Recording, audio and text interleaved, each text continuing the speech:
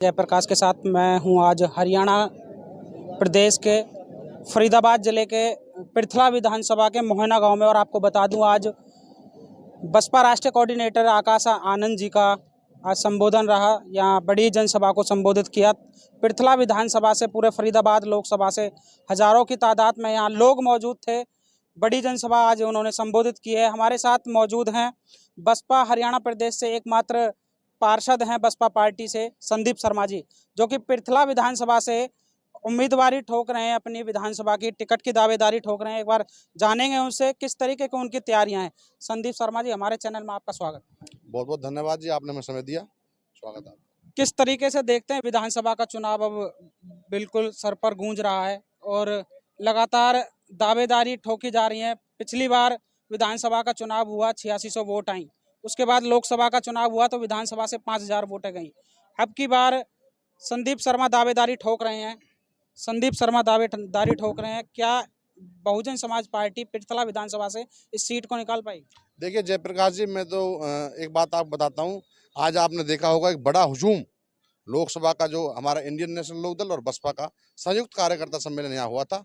लोकसभा के कोने कोने से लोगों ने जो यहाँ हाजिरी आकर लगाई है और अपना पूरा समय दिया। ये इस बात की गवाह है कि आने वाला समय इंडियन नेशनल लोकदल और बसपा के गठबंधन का होगा। और बात करूँ मैं जो आपके सवाल की पृथला विधानसभा क्षेत्र की, कुछ कमियों के कारण हमारी पार्टी जो भी कैंडिडेट भेजती है वो अपना नुमाइंदा बना के भेजती है, लेकिन बाहरी कैंडिडेट होने के कारण हमारे पार्टी की, आपने 8600 बताई, लेकिन 8400 वोट आई थी। 200 फालतू बता दिया आपने। 8400 वोट लेकर वो जमानत जब्त कर गए। और रही बात लोकसभा की, तो उसमें तो माहौल बिगड़ा हुआ था। लेकिन ये हमारा दावा है आपसे, 2 महीने बाद चुनाव है पार्टी का और बहन कुमारी मायावती सुप्रीमो का, हमें आशीर्वाद निश्चित तौर पर मिलेगा। और मैं आपको दिखाऊंगा सबसे पहली सीट 90 में से पृथला विधानसभा की बहुजन समाज पार्टी की जीत कर जाएगी। आज आईएनएलडी और बसपा के तमाम कार्यकर्ता रहे, भीड़ भी यहाँ मौजूद रही। किसके पाले में ये टिकट जाने वाली है, बसपा के पाले में या आईएनएलडी? देखिए ये शीर्ष नेतृत्व का काम है कि किसके पाले में जाएगी, लेकिन हमें पूरा भरोसा है बसपा की दावेदारी इस सीट पर ज़्यादा है। 2009 में ये नई विधानसभा प्रथा बनी थी। 2009 का चुनाव, 2014 का चुनाव, दोनों चुनाव में एक चुनाव हम जीते, पहले चुनाव में कुछ वोटों से रह गए थे। तो निसंदेह ये सीट बहुजन समाज पार्टी की है और बसपा खाते में जाएगी। पार्षद बने, कितनी वोटों से पार्षद? देखिए हम जिला परिषद के सदस्य बने, इसी वार्ड से बने थे, मोहना हमारे अंडर आता है।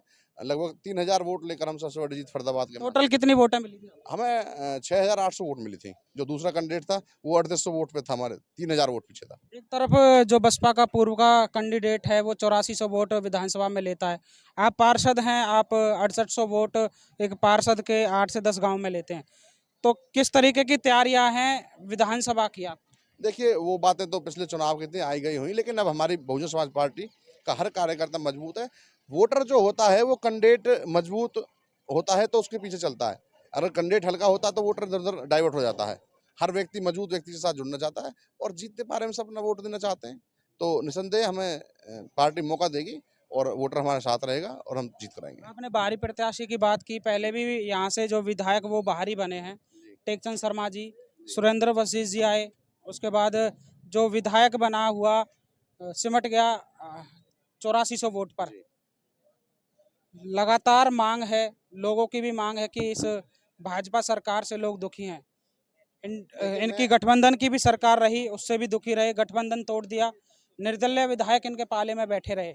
तो आज बेरोजगारी भी हरियाणा के अंदर चरम सीमा पर है। ऐसे क्या मैनिफेस्टो है सरकार का, बसपा और इंडिया इनेलो सरकार का, जो सरकार लेकर के अपनी बनाने की दावेदारी ठोकते हैं, और क्या मैनिफेस्टो इस हरियाणा प्रदेश में है? देखिए अगर हरियाणा प्रदेश में बसपा इनेलो गठबंधन की सरकार बनती है तो निश्चित तौर पर मैं आपको विश्वास दिलाता हूं कि आने वाले समय में रोजगार की कमी नहीं रहेगी।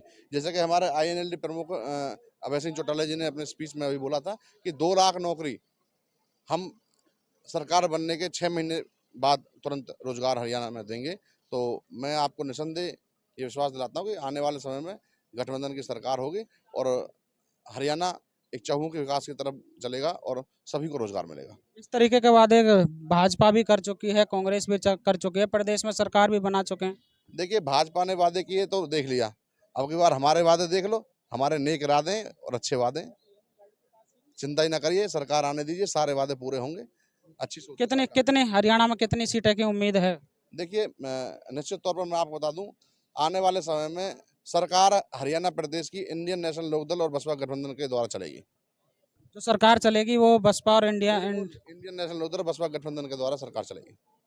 देखिए हमारे साथ मौजूद थे वर्तमान में पार्षद हैं बसपा पार्टी से संदीप शर्मा जी, जिन्होंने विस्तार से बताया कि पृथला विधानसभा में लगातार अपनी दावेदारी पेश कर रहे हैं बहुजन समाज पार्टी से। अगर बहन जी उनको टिकट दे करके विधानसभा में उतारेंगी तो कहीं ना कहीं वो जीत की कगार पर इस टिकट को ले जाने का कार्य करेंगे।